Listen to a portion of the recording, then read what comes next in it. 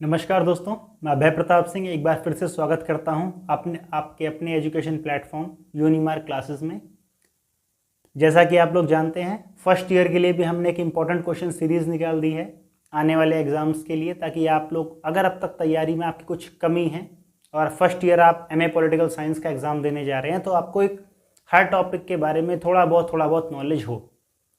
ठीक है, MPS 001 की वीडियो हम ऑलरेडी बना चुके हैं। MPS 002 की बात हम आज करने वाले हैं, जिसको आप लोग इंटरनेशनल रिलेशन सब्जेक्ट नाम से जानते हैं। ठीक है, बिना देरी के सब्जेक्ट को शुरू करते हैं। लेकिन सब्जेक्ट को शुरू करने से पहले एक बहुत ही छोटी सी रिक्वेस्ट है आप लोगों से, अगर अब तक आपने चैनल को सब्सक्राइब नहीं किया, चैनल को सब्सक्राइब कर लीजिए। किसी और सब्जेक्ट की वीडियो अगर आप चाहते हैं, नीचे कमेंट बॉक्स में बता दीजिए, तो मैं आपके लिए वो वीडियोज़ भी बना दूंगा। ठीक है, और सिर्फ वीडियोज़ ही नहीं बनाऊंगा, आपको उसका एक इंपॉर्टेंट क्वेश्चंस का PDF भी प्रोवाइड करवाऊंगा। इंग्लिश मीडियम में भी प्रोवाइड करवाऊंगा, हिंदी मीडियम में प्रोवाइड करवाऊंगा। ठीक है, तो आज हम लोग शुरू करते हैं अपना इंटरनेशनल रिलेशंस।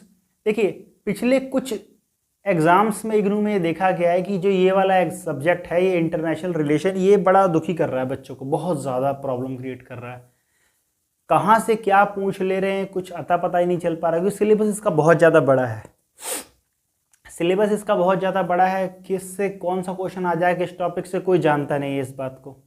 ठीक है, तो अब जो मेन प्रॉब्लम ये आता है कि इसमें पढ़ाया क्या जाए। तो हमने कुछ क्वेश्चन पेपर्स देखे, फ्रीक्वेंटली कुछ क्वेश्चंस ऐसे हैं जो लगातार पूछे जा रहे हैं, तो उसके बेसिस के ऊपर हमने कुछ इंपॉर्टेंट क्वेश्चंस या कुछ इंपॉर्टेंट पॉइंट्स मैंने आपके लिए बनाए हैं। इसका पॉइंट तो मैं आपको समझाऊंगा, ये सारे के सारे पॉइंट। उसके अलावा मैंने इसका PDF भी बनाया हुआ है। इसके PDF का जो लिंक है नीचे दिया गया है, नीचे हमारे WhatsApp चैनल का लिंक है, जहाँ पर आप जाएंगे तो हमारे WhatsApp चैनल के ऊपर आपको पॉलिटिकल साइंस के फर्स्ट ईयर सेकेंड ईयर के जो इंपॉर्टेंट क्वेश्चन सीरीज के क्वेश्चन है, सैम्पल पेपर, गेस्ट पेपर आप कह सकते हो, सब फ्री ऑफ कॉस्ट अवेलेबल करवा दिया गया है। आप जाइए और फ्री में डाउनलोड कर लीजिए।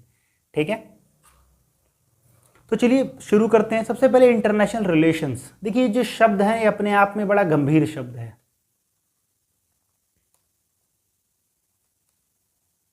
इंटरनेशनल रिलेशन, अंतर्राष्ट्रीय संबंध। अंतर्राष्ट्रीय संबंध का मतलब ये होता है कि एक देश के दूसरे देश के साथ संबंध कैसे हैं। ठीक है, और ये जो देशों का संबंध बनता है ना, जैसे आप किसी आम आदमी से पूछोगे, तो मैं तो खुद एज अ पॉलिटिकल साइंस कई बच्चों को पढ़ाता हूँ, तो कुछ बच्चे कहते हैं कि सर रशिया हमारा बहुत अच्छा दोस्त है। ठीक है, तो देखो इंटरनेशनल, या जापान हमारा बहुत अच्छा दोस्त है। देखिए, इंटरनेशनल रिलेशन में कोई भी किसी का दोस्त नहीं होता। ठीक है, इंटरनेशनल रिलेशन में केवल एक चीज मायने रखती है, और वो है नेशनल इंटरेस्ट, जिसे हम कहते हैं राष्ट्रीय हित। एक देश को जिस चीज से लगता हो, अगर हमें लगता है कि इस देश से संबंध रखने में हमारा फायदा है, तो हम उसे नेशनल इंटरेस्ट, तो हमारे लिए वो देश बहुत अच्छा है, हमारा दोस्त है। ठीक है, जैसे अब पूरी दुनिया में मानती है कि भाई अफगानिस्तान में अब तालिबान का राज चल रहा है, तो वो आतंकवादियों का राज चल रहा है। बहुत सारे लोगों ने क्या कर दिया कि उसके ऊपर सैंक्शंस लगा दिए हैं, बैन लगा दिए हैं, लेकिन भारत उनसे संबंध स्थापित कर रहा है।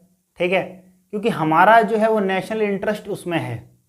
ठीक, तो पाकिस्तान से एक तो छुटकारा मिल जाता है अफगानिस्तान से दोस्ती होने की वजह से, ऊपर से अफगानिस्तान से होते होते हम लोग मिडिल ईस्ट से कांटेक्ट कर पाते हैं, जिससे क्या हो सकता है, हमारी एनर्जी रिक्वायरमेंट्स पूरी हो सकती हैं। तो ऐसे हर देश का एक नेशनल इंटरेस्ट होता है। जैसे कि आप देखोगे तो चाइना का इनिशिएटिव था, इकोनॉमिक इनिशिएटिव RCEP, तो इंडिया ने उसमें जाने से मना कर दिया था कि हम RCEP में एंट्री नहीं करेंगे। जापान ने एक स्टेटमेंट देते हुए कहा कि भाई इंडिया ही स्टेटमेंट नहीं करेगा तो हमारा इतना अलाई है इंपॉर्टेंट, तो हम भी एंट्री नहीं करेंगे। अब प्रॉब्लम ये है कि उन्होंने स्टेटमेंट भावनात्मक रूप से दे तो दिया ताकि लोग भारत के थोड़ा हमारे जापान की तरफ अट्रैक्ट हो जाएं, हमारे कुछ प्रोडक्ट खरीदें, लेकिन एक्चुअली में यहाँ इंटरेस्ट ये था ही नहीं। वो जो ग्रुप था उसमें ऐसा था कि फ्री ट्रेड होगा, तो उनको पता था कि भाई जब इंडिया आएगा ही नहीं तो उनको मार्केट मिलेगा ही नहीं। जापान वाले अपना सामान चाइना में थोड़ी बेच पाएंगे, क्योंकि चाइना का अपने आप ही प्रोडक्शन हाउस इतना भयंकर है कि वहाँ पर और कोई सामान टेक ही नहीं सकता। तो ये इंटरनेशनल रिलेशंस में आपको समझाने की कोशिश कर रहा हूँ कि इंटरनेशनल रिलेशंस कैसे बनते हैं। कोई भी देश दूसरे देश से तभी दोस्ती करता है जब तक उसको लगेगा कि मेरा हित इसके अंदर है।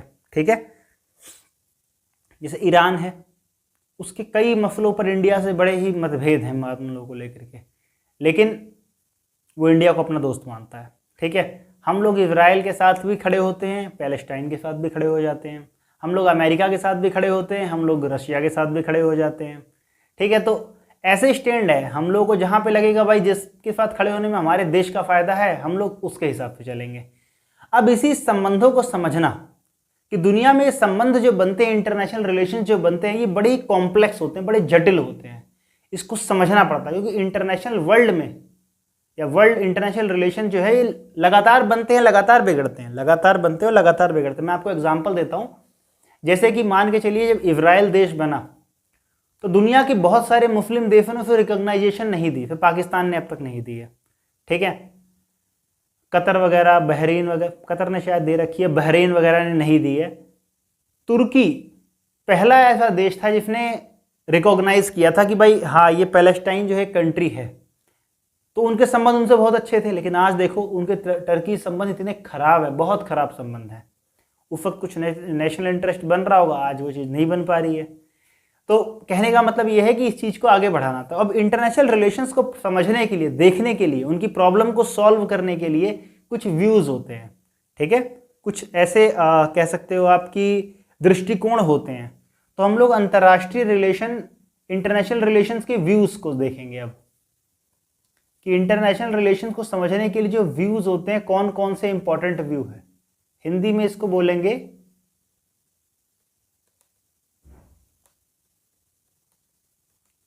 अंतर्राष्ट्रीय संबंध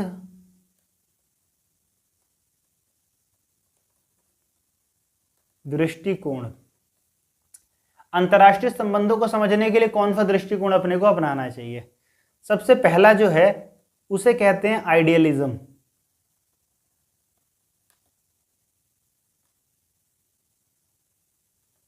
ठीक है, दोबारा लिख देता हूं।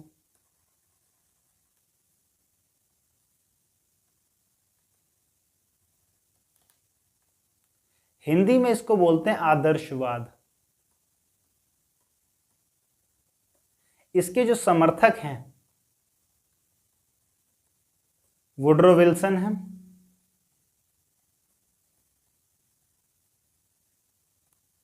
वुड्रो विल्सन इसके समर्थक हैं।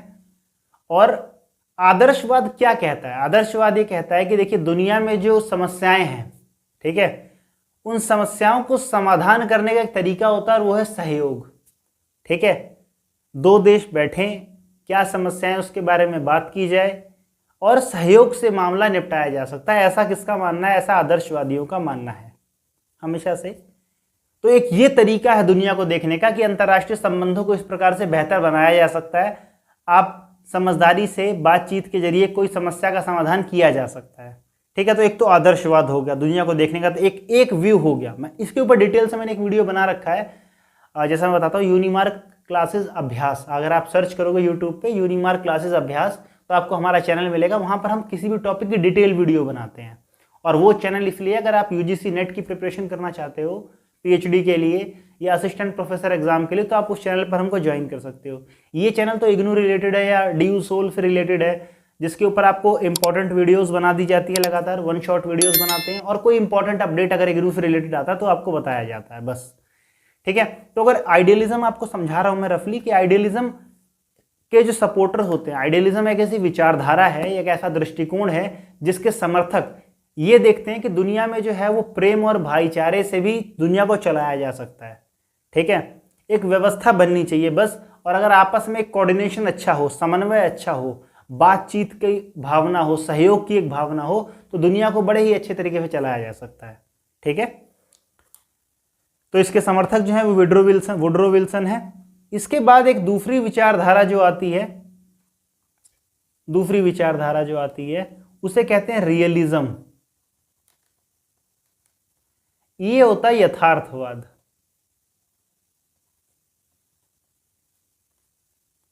ये होता है यथार्थवाद। तो यथार्थवादी क्या बोलते हैं? यथार्थवादी बोलते हैं कि नहीं, आदर्शवादी जो बात बोलते हैं वो कपोल कल्पनाएं हैं। एक्चुअली मैं बताता हूँ ऐसा बोलते क्यों है, मैं इसका भी आपको बताऊंगा। एक्चुअली में वुड्रो विल्सन ने क्या किया कि लीग ऑफ नेशन बनाई। ठीक है, फर्स्ट वर्ल्ड वॉर जब खत्म हो गया 1919 के बाद, तो लीग ऑफ नेशन बनाई।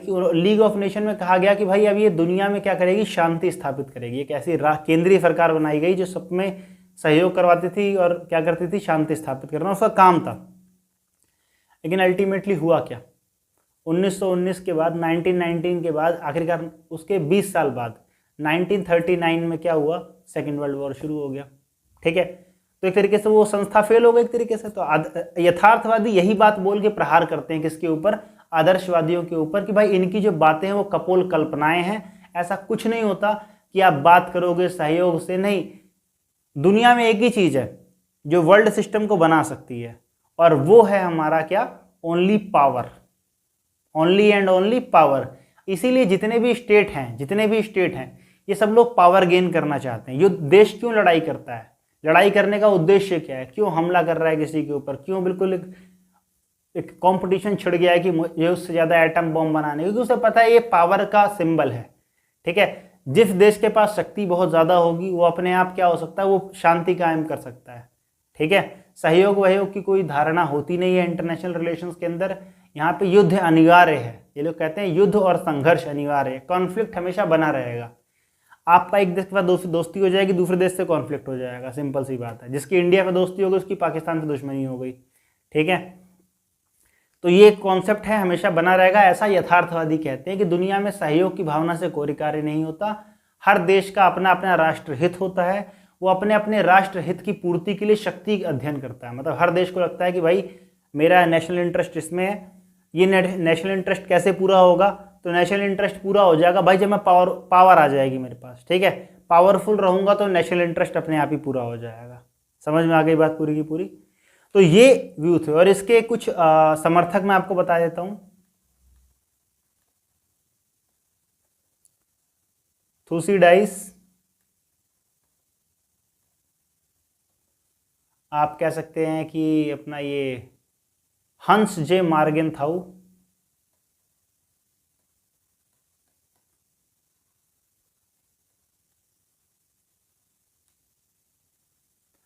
ये नाम आप याद रखना, हंस जे मार्गेनथाउ। एग्जाम में आपसे पूछ सकते हैं स्पेशली इनका नाम लेकर कि हंस जे मार्गेनथाउ जो है इनके विचार क्या थे यथार्थवाद को लेकर, मैं बता दूंगा आपको अभी थोड़ी देर में।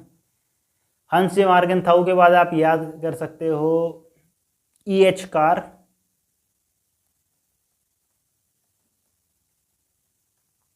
E.H. कार एक और समर्थक हैं, राजनीतिक वैज्ञानिक हैं, विचारक हैं आप कह सकते हैं।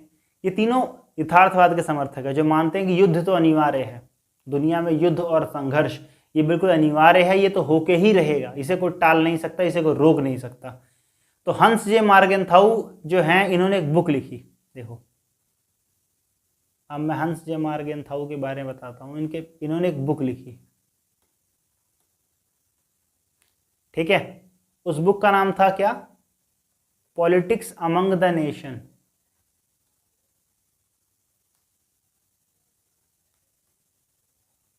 Politics among the nation for power and peace, ये बुक इन्होंने लिखा और ये बुक बड़ी फेमस हुई। और समझ लीजिए यथार्थवाद के विचारक के प्रतिपादक यही माने जाते हैं, मतलब पिता माने जाते हैं कि हाँ यथार्थवाद थुसिडाइस पहली बार लेके आए थे, मैकियावेली भी यथार्थवाद के समर्थक थे, अरस्तु थे, कौटिल्य थे, लेकिन जिनको माना जाता है प्रतिपादक जो विचार के रहे वो हंस जे मार्गेनथाउ ही रहे, जिन्होंने शब्द का यूज किया कहाँ पे, राजनीति में, इंटरनेशनल रिलेशंस में इसका यूज करना शुरू किया। ठीक है, तो हंस जे मार्गेनथाउ, इनकी बुक थी पॉलिटिक्स अमंग द नेशन। और पॉलिटिक्स अमंग द नेशन में इन्होंने क्या किया था, इन्होंने बताया कि भाई देश जो है वो कैसे, इन्होंने कहा कि बेसिकली अगर आप समझना चाहते हो इसको क्या बोलते हैं इंटरनेशनल रिलेशन में रियलिज्म को, यथार्थवाद को, तो आपको कुछ बातें जो हैं वो समझनी पड़ेगी। इन्होंने 6 प्रिंसिपल दिए। क्या कहा इन्होंने, 6 प्रिंसिपल। 6 प्रिंसिपल में क्या है भाई देखो, और ये प्रिंसिपल किसके हैं, ये हंस जे मार्गेनथाउ के प्रिंसिपल है, याद रखना। ये E.H. कार की भी एक बुक है 20 ईयर क्राइसिस, 1919 यानी 1919 से लेकर 39 के बीच में युद्ध जैसे माहौल बन रहे थे और दुनिया शांति की बातें कर रही थी। उन्होंने इसी को लेके लिखा कि भाई 20 ईयर क्राइसिस था एक तरीके से। तो 6 प्रिंसिपल्स में मार्गेनथाउ के बताता हूँ। देखो पहला प्रिंसिपल मैं आपको ओरली बता दे रहा हूँ, क्योंकि इसका PDF तो आपको प्रोवाइड करवाऊंगा ही मैं। पहला, इन्होंने कहा राष्ट्र जो होता है, कोई भी देश जो होता है वो लोगों से मिलकर बना होता है। तो जो लोगों की इच्छा होती है वही देश की इच्छा होती है, ठीक है। ऐसा कभी नहीं हो सकता देश कुछ और चाह रहा है लोग कुछ और चाह रहे हैं, ऐसा कुछ नहीं है, ठीक है। क्योंकि इंसान जो होता है स्वभाव से कैसा होता है, स्वार्थी होता है, लोभी होता है और शक्ति अर्जित करना चाहता है। हर इंसान चाहता है मैं बहुत पैसा कमाऊं, बिल्कुल बंगला गाड़ी सब ले लूं, और गली में चलूं तो अपने रिश्तेदारों का बिल्कुल शक्ल लाल पीली हो जाए, ऐसी तो ऐसी इच्छा होती है हर व्यक्ति की, ठीक है। और यही काम जो है फिर राष्ट्र का भी होता है। हर राष्ट्र सोचता है मैं बहुत शक्तिशाली हो जाऊं, अपने आसपास के एरिया में लोग मुझसे डरें, मुझसे दब के रहें, हर मामले में मेरी सलाह लें, मैं जो बोलूँ उसके खिलाफ ना जाएं। अब चाइना क्या करने, यही तो करने की कोशिश करता है अपने अगल बगल के पड़ोसियों में, कह रहा है साउथ चाइना सी बोलो इसको, ठीक है। तो यही सब हो जाता है हिसाब किताब। पहला प्रिंसिपल इन्होंने यही बोला कि भाई राष्ट्र जो है वो लोगों से मिलकर बना होता है। तो जो लोगों की इच्छा होती है वही राज्य की इच्छा होती है। लोग इच्छाओं से कैसे होते हैं, लोग होते हैं स्वार्थी और शक्ति के लालसी होते हैं, ठीक है। दूसरा इन्होंने कहा भाई शक्ति जो है साध्य है, राष्ट्रहित साधन है, ठीक है। इन्होंने कहा भाई नेशनल इंटरेस्ट बोलना तो सिर्फ एक मीडियम है कि आप नेशनल इंटरेस्ट बोल के किसी की डायरेक्शन में ले जाते हो, लेकिन अल्टीमेट गोल क्या होता है, पावर, ठीक है। हर स्टेट क्या है, पावर गेन करना चाहता है, क्योंकि और नेशनल इंटरेस्ट तो एक सोर्स है कि भाई नेशनल इंटरेस्ट के लिए हम ये काम कर रहे हैं ऐसा बोल देगा, अल्टीमेटली उसे गेन क्या करना है, पावर गेन करना है। सेकंड प्रिंसिपल था ये। तीसरा प्रिंसिपल ये होता है कि भाई नेशनल इंटरेस्ट होता है वो कंडीशन के हिसाब से बदलता रहता है, ठीक है। परिस्थितियों के हिसाब से क्या है वो बदलता रहता है। आज हमारा नेशनल इंटरेस्ट किसी और चीज़ में, कल को नेशनल इंटरेस्ट हो सकता है बिल्कुल उससे अपोजिट चीज़ में हो जाए, ऐसी बात संभव है। एक दौर था जब हम लोग रशिया से बहुत बहुत बहुत क्लोजली अलाई हुआ करते थे, 1971 की बात कर रहा हूँ, ठीक है। लेकिन उसके बाद एक दौर ऐसा भी आया कि भाई रशिया से हमारे रिलेशन कुछ कुछ बिगड़ने लग गए। अब आज ऐसा है कि कुछ कुछ हमारा झुकाव अमेरिका की तरफ ज़्यादा है थोड़ा सा, ठीक है। तो समय जब बदलता है, परिस्थितियाँ जब बदलती हैं, तो उससे क्या होता है, इंटरनेशनल रिलेशंस भी बदलते हैं। उन्होंने ये कहा कि भाई हंस मार्गेनथाउ जी ने कि नेशनल इंटरेस्ट के देख के ही हम लोग काम करते हैं, और नेशनल इंटरेस्ट कभी भी स्थायी नहीं रहता है। इसलिए इंटरनेशनल रिलेशन में क्या होता है, संघर्ष इसीलिए बना रहता है।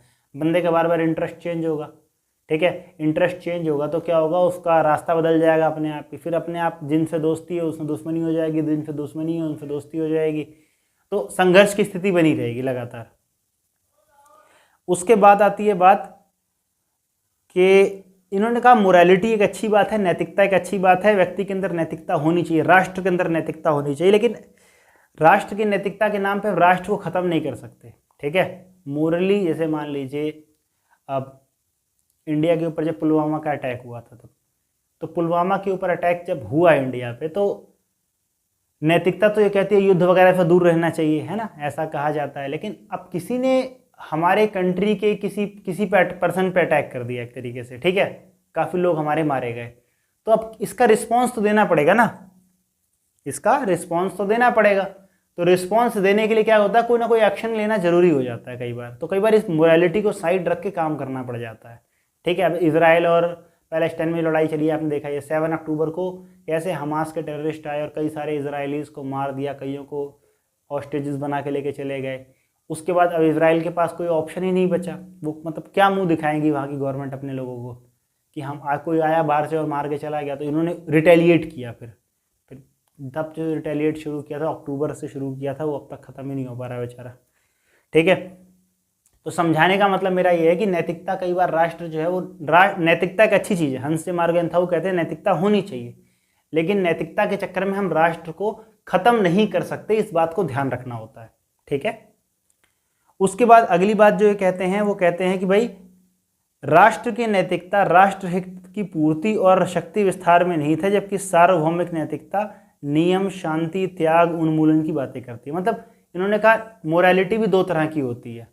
एक मोरालिटी वो होती है जो अपना नेशनल इंटरेस्ट किस में है, ठीक है। एक होता है कि भाई हम ओवरऑल यूनिवर्सल मोरालिटी की बात करते हैं, ठीक है। जैसे कि जब रशिया और यूक्रेन में वॉर हो गई, ठीक है, तो हम दोनों में से किसी को भी नाराज़ नहीं करना चाहते, है ना। तो हम कहते हैं कि टेबल में बैठ के बात कर लीजिए, लड़ाई झगड़े में कोई फ़ायदा नहीं रखा, दुनिया वॉर की नहीं है, दुनिया टेक्नोलॉजी की है, यहाँ पर कॉपरेशन से काम चलेगा, ऐसी ऐसी बातें की जाती है।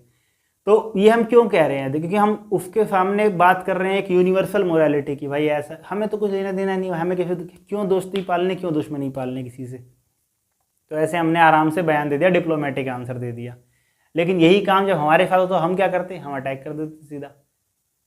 तो क्या होता है कि पर्सनल मोरालिटी अलग होती है और यूनिवर्सल मोरालिटी अलग होती है। इनका प्रिंसिपल नंबर 5 था।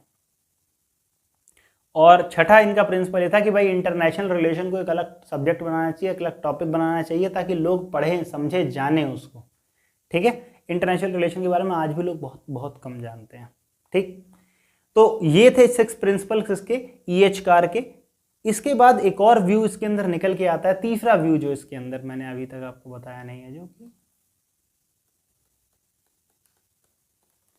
तीसरा इसका एक फेमिनिस्ट व्यू है।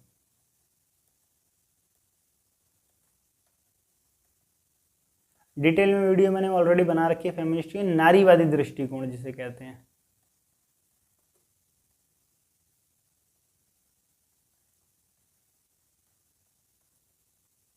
टिकनर एक नारी हैं, उनका नाम है टिकनर, जे टिकनर। तो जे टिकनर जो है वो इसकी प्रतिपादक हैं और वो इसकी स्थापना करते हुए क्या कहती हैं? कहती हैं कि भाई दुनिया में जितने संघर्ष हुए, जितने युद्ध हुए, ये सब पुरुषों ने करा है। ठीक है, यानी मेल्स ने क्या किया? खुद ही सोचा, खुद ही रखा, खुद ही बना दिया, और उसमें घसीटा किसको? उसमें घसीट दिया वुमेन्स को लेकर के। जंग आप लड़ रहे हो और नतीजा हमें भुगतना पड़ रहा है इसका, हमें बल्कि ज़्यादा भुगतना पड़ता है। ठीक है, पुरुष का तो क्या है कि भाई जंग लड़ने चले गए, वहाँ गए, गोली लग गई, जान प्राण निकल गए अपने। लेकिन जो पीछे फिर महिलाएं बच जाती हैं, उनको सारी लाइफ सफ़र करना पड़ता है। कई कई जगहों पर, जैसे आपने IS में देखा होगा, IS के आतंकवादी जहाँ पर थे कि इराक वगैरह में, तो लाइक पुरुषों को मार दिया तो महिलाओं को किडनैप कर लिया, उन्हें एज अ स्लेव बना के रखा, दुर्व्यवहार किया गया उनके साथ, एक्सप्लॉइट किया गया, उनको यूज़ किया गया एज अ ऑब्जेक्ट, बेचा गया उनको। ठीक है, तो इतना कुछ सहना पड़ सकता है किसी भी महिला को पुरुषों की बनाई हुई दुनिया के चक्कर में। पुरुषों ने जो अंतर्राष्ट्रीय नियम बनाए हुए हैं, क्योंकि अंतर्राष्ट्रीय नियमों में महिलाओं का नाम ही नहीं आता कहीं पर भी, है ना। तो पुरुषों के बनाए हुए अंतर्राष्ट्रीय संबंधों का सबसे ज़्यादा प्रभाव अगर कोई झेल रहा है तो महिलाएं झेल रही हैं, ऐसा नारीवादी दृष्टिकोण कहता है। तो कुछ ऐसे नियम बनाए जाने चाहिए जिसमें महिलाओं की स्वीकार्यता भी ली जाए कोई नियम बनाने से पहले। ठीक है, तो ऐसा कहा गया क्योंकि पुराने ज़माने में देखोगे महिलाएं कोई रोल ही नहीं है उनका। अमेरिका ऐसा देश, इतने पुराने, अब डेमोक्रेसी हो चुका है, आज तक वहाँ कोई महिला कभी वो नहीं बन पाई है, क्या बोलते हैं अपना, राष्ट्रपति नहीं बन पाई है कोई महिला। ठीक है, ये हिलेरी क्लिंटन बनने वाली थी, जाके हरा दिया डोनाल्ड ट्रंप ने उसको। ठीक है, तो ये एक फेमिनिस्ट व्यू जो है ये इस बात को कहता है। ठीक, इसके बाद जो हमारा अगला इंपॉर्टेंट कॉन्सेप्ट आता है वो आती है अपने, जिससे क्वेश्चन बहुत ज़्यादा पूछते हैं, वो है डिपेंडेंसी थ्योरी।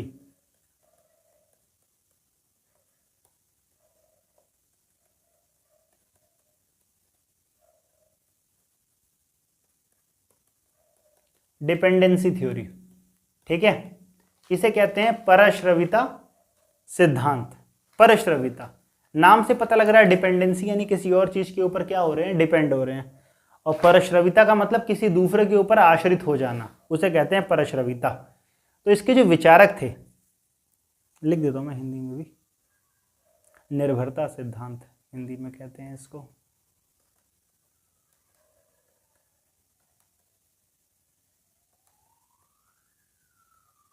निर्भरता सिद्धांत कहते हैं इसको। तो निर्भरता सिद्धांत जो है, अब निर्भरता सिद्धांत का मतलब क्या है, कौन इसके प्रतिपादक है, कौन इसके विचारक हैं, तो इसके जो समर्थक हैं जिन्होंने इसे बनाया है, इसके मुख्य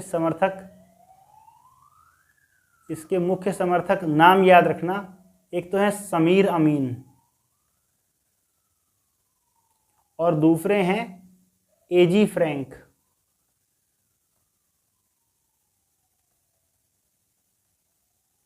एजी फ्रैंक का मतलब है आंद्रे गुडर फ्रैंक। ठीक है, समीर अमीन और आंद्रे गुडर फ्रैंक, ये दो विचारक ऐसे हैं जो समर्थक हैं किस विचारधारा के, डिपेंडेंसी थ्योरी के समर्थक हैं। इन्होंने ही समझ लो कि प्रमोट किया है इसको। समीर अमीन ने एक बुक लिखी, अनइक्वल डेवलपमेंट। इस बुक का नाम है अनइक्वल डेवलपमेंट, ये बुक आई 1976 में। ऐसे ही आंद्रे गुडर फ्रैंक जी ने एक बुक लिखी, capitalism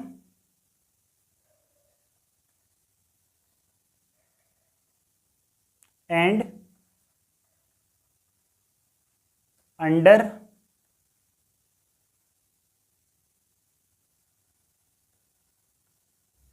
development in Latin America.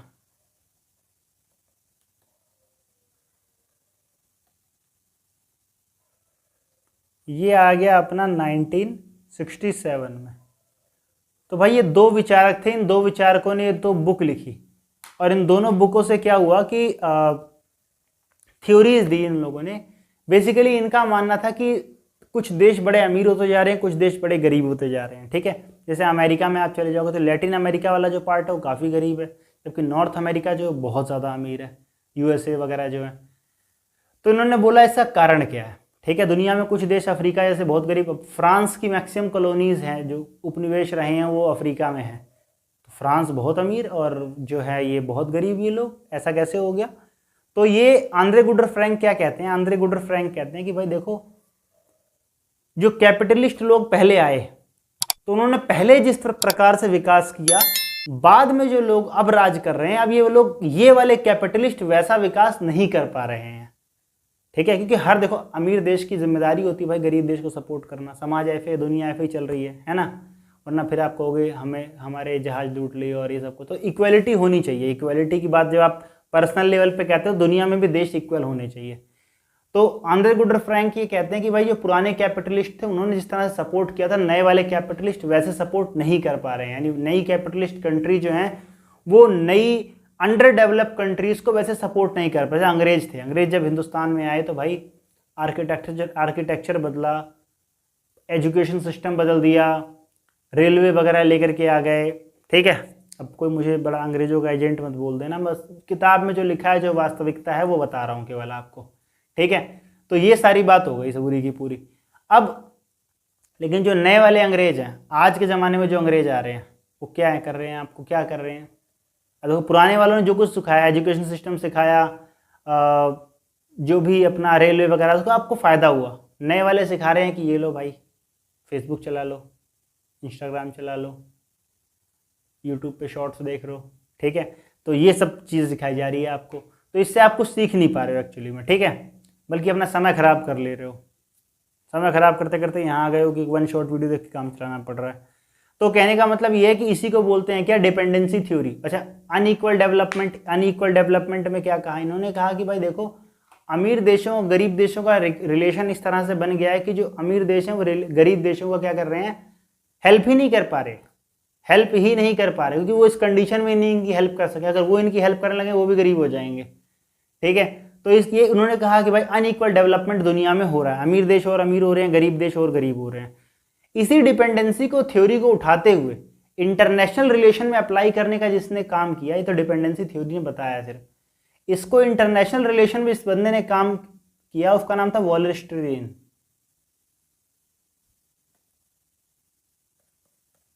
एक थ्योरी आई, इनका नाम था वर्ल्ड सिस्टम थ्योरी।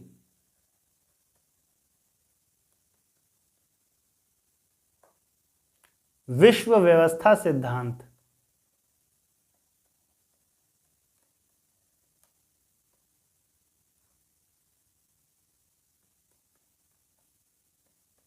ठीक है, विश्व व्यवस्था सिद्धांत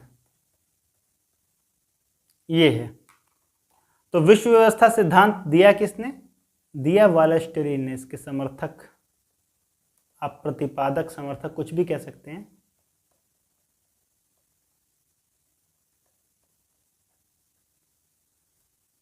वॉलस्टीन जो है वो इसके समर्थक हैं। इन्होंने क्या कहा, इन्होंने कहा देखो दुनिया जो है वो 3 तरह की है, दुनिया में 3 तरह के देश हैं।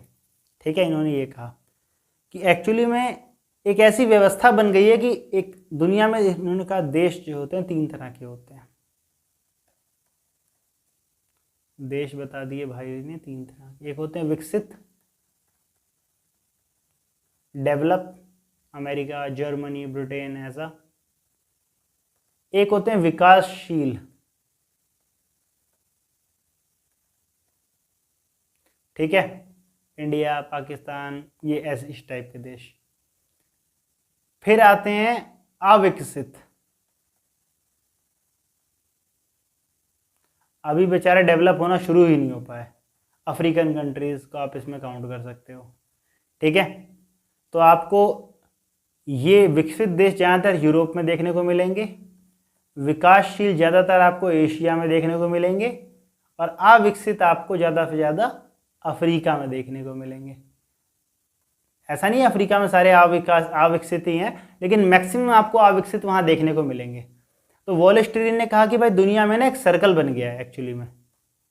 ये जो हैं यूरोप विकसित वाले जो देश हैं, ये विकसित देश क्या करते हैं,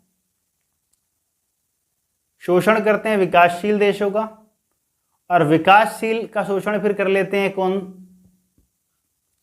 ठीक है। तो अविकसित का शोषण ही हो रहा है। उन्होंने एग्जाम्पल देके समझाया कि देखो सिंपल, पहले इन तीनों देशों की प्रॉपर्टी, जो विकसित देश होते हैं ना, वहाँ पे एजुकेशन सिस्टम बहुत अच्छा होता है, पॉलिटिकल सिस्टम बहुत अच्छा होता है, हेल्दी डेमोक्रेसी होती है, करप्शन बहुत ज़्यादा कम होता है, ये सारे सिस्टम होते हैं। विकासशील देशों में क्या होता है, डेवलपिंग कंट्रीज़ में, एक तो इंस्टीट्यूशंस तो बने होते हैं लेकिन वो ढंग से काम नहीं कर रहे होते, करप्शन बहुत ज़्यादा होता है, मसल पावर, मनी पावर बहुत ज़्यादा होती है, बहुत पर्सन ओरिएंटेड है, व्यक्ति पूजा बहुत ज़्यादा है इन देशों में।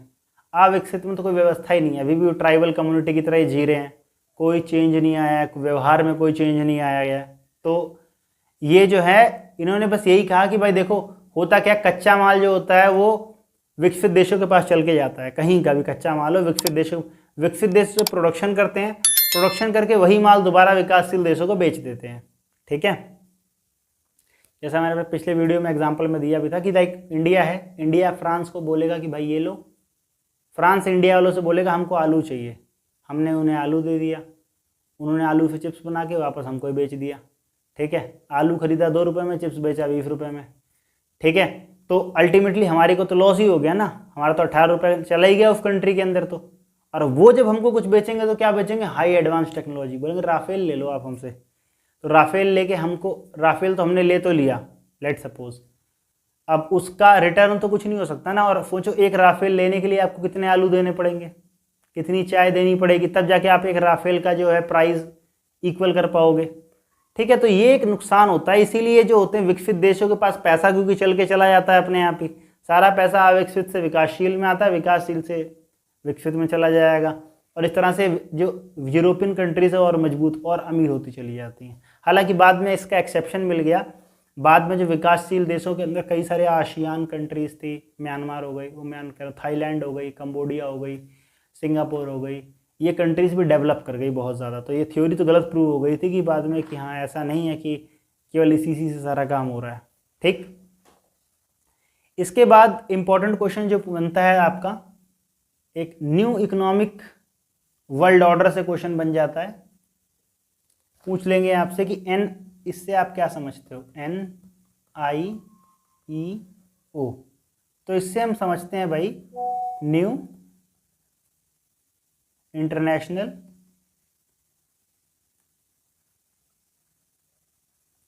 इकोनॉमिक ऑर्डर,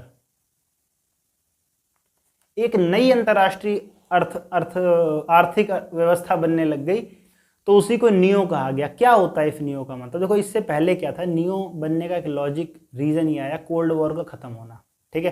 कोल्ड वॉर के बारे में डिटेल से पता होना चाहिए आपको, ध्यान रखना, कोल्ड वॉर नहीं पता थोड़ा बहुत बता देता हूँ। देखो जब सेकेंड वर्ल्ड वॉर खत्म, बातें बताता हूँ, पहले ये बताया था, समझ लो कोल्ड वॉर जब खत्म हो गया तो अमेरिका एक राजा बन गया पूरी दुनिया का, ठीक है। तो अमेरिका जब राजा बन गया तो अमेरिका ने अपने दोस्तों को भाई फ़ायदा पहुंचाना शुरू कर दिया। अब अमेरिका के दोस्तों को फ़ायदा होने लग गया, फ़ायदा होते होते होते ऐसा हुआ कि भाई उनके लोग अमीर हो रहे हैं, बाकी लोग गरीब होते जा रहे हैं।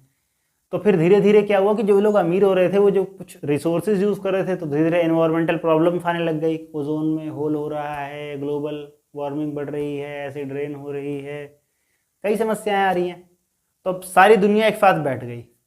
तो फिर जो अमीर देश थे उन्होंने सबको बोला कि भाई सबकी बराबर जिम्मेदारी है, क्योंकि पर्यावरण सबका है, हर कोई व्यक्ति सांस लेता है, तो गरीब देशों ने बोला कि बेटा बात ऐसी है कि जब डेवलपमेंट हो रहा था तो सारा का सारा काम, सारा मुनाफा कमाया तुमने, आज जब जिम्मेदारी लेने की बात आई तुम कह रहे हो जिम्मेदारी सबकी बराबर है।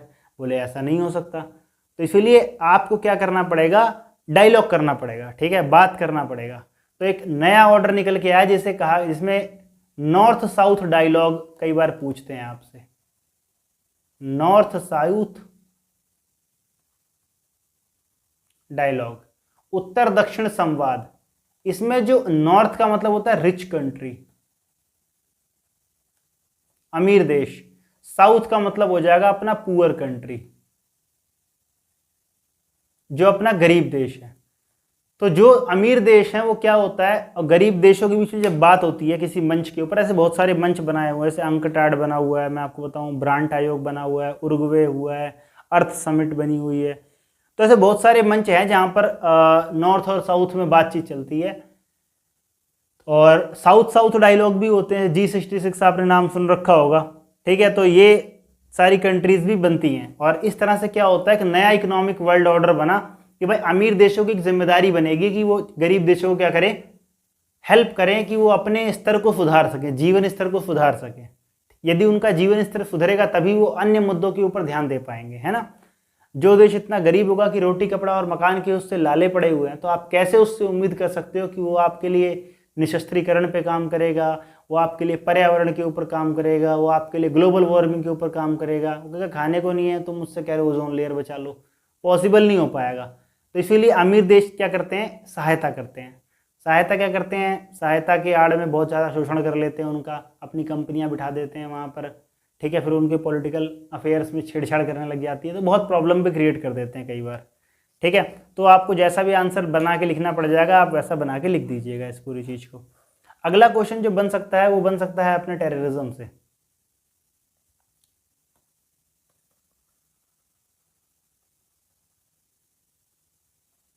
टेररिज्म, आतंकवाद, ठीक है। आतंकवाद जो होते हैं कई प्रकार के होते हैं, ये एक हिंसा का स्वरूप है, ठीक है। फिजिकल अपीयरेंस ऑफ वायलेंस जो होता है उसी को क्या कहा जाता है, उसी को आतंकवाद कहा जाता है। समझ में आ गई बात। अब जैसे कि मान के चलो कि ये हो गया, क्या कहते हैं, आतंकवाद दो प्रकार के होते हैं, एक आंतरिक आतंकवाद भी हो सकता है, बाहरी आतंकवाद भी हो सकता है, ठीक है। जैसे पाकिस्तान हमारे ऊपर जो आतंकवादी हमले करता है या करने की कोशिश करता है वो बाहरी आतंकवाद हो गया। लेकिन हमारे अपने देश के अंदर जो नक्सली आंदोलन वगैरह होते हैं तो ये क्या होगा, ये आंतरिक आंदोलन, आंतरिक आतंकवाद होगा एक तरीके से, ठीक है। तो इंटरनल टेररिज्म भी होता है, आउटर टेररिज्म भी होता है। लक्षण क्या होते हैं इसके, देखिए किसी भी देश में सबसे पहला रीजन, अगर कोई एग्जाम में पूछ ले रीजन क्या है, पूछ ले सॉल्यूशन क्या, तो रीजन अगर आपको पता है उन्हीं को घुमा के आप सॉल्यूशन बना सकते हो। जैसे टेररिज्म के रीजन क्या हो सकते हैं, पहला तो है हायर अनइक्वलिटी, ठीक है। अनइक्वलिटी का मतलब ये होता है कि भाई समाज में व्यक्ति बराबरी पे नहीं है। नक्सलवाद का एक बहुत बड़ा कारण यही था कि भाई कुछ अमीर हो गए, कुछ गरीब हो गए, तो गरीब को लगा कि भाई हम लूट के अमीर बना हुआ है हमसे, तो वो गए लूटने पहुंच गए, तो लूटने की वजह से अपराध, लुटेरे बन गए, अपराधी बन गए। तो ये एक समस्या आ जाती है बहुत ज़्यादा, ठीक है। तो एक तो ये है कि भाई असमानता का बढ़ना, दूसरा ये है अशिक्षा का बढ़ना, ठीक है। लोगों को लगता है पैसा कमाने का यही रास्ता है, शिक्षित है नहीं व्यक्ति तो कुछ और क्या ही कर लेगा, ठीक है। तीसरा है शोषण। समाज में यदि कोई एक वर्ग ऐसा है, कोई एक ऐसी जाति है, कोई एक ऐसा धर्म है जिसको लगातार शोषित किया जाएगा, इसको दबाया जाएगा, तो क्या होता है, आतंकवाद के रास्ते पे जाने के उसके चांसेस बहुत ज़्यादा हो जाते हैं, ठीक है। वो विद्रोही स्वभाव का हो जाता है। तो क्या बोलते हैं, ये राज्य की जिम्मेदारी होती है कि इस प्रकार की लोकतांत्रिक प्रक्रियाओं का पालन करवाए, इस प्रकार की संस्थाओं का निर्माण कराए, ताकि सभी व्यक्तियों का एक सम्मानपूर्वक और मानवाधिकार जीवन जो है वो बिल्कुल सुचारू रूप से चलता रहे। समझ में आ गई बात आपको। तो ये आतंकवाद के ऊपर भी क्वेश्चन पूछा जा सकता है। उसके बाद आपसे क्वेश्चन पूछा जा सकता है कि डायस्पोरा के बारे में कुछ, डायस्पोरा से क्वेश्चन आगे आएगा। डायस्पोरा के बारे में एक इंपॉर्टेंट चीज़ देख रहा था, पिछले वाले में, उससे पहले वाले में एग्जाम में डायस्पोरा का क्वेश्चन आया था। इंग्लिश में भी डायस्पोरा लिख दिया, हिंदी में भी डायस्पोरा लिख दिया उसको। अब कई सारे हिंदी वाले पहचान ही नहीं पाए बेचारे कि डायस्पोरा होता क्या है। अब हिंदी वाले बोल दिया, बुरा मत मान लेना, इंग्लिश वाले भी नहीं पहचान पाए थे डायस्पोरा क्या होता है, ठीक है। मतलब पलायन हो जाता है ये, एक देश का दूसरे देश में जाना, क्या कारण हो सकते हैं? अगर कोई एक देश का नागरिक दूसरे देश में जा रहा है तो उसका कारण क्या होता है? पहली बात तो सुरक्षा, ठीक है। सुरक्षा कैसी?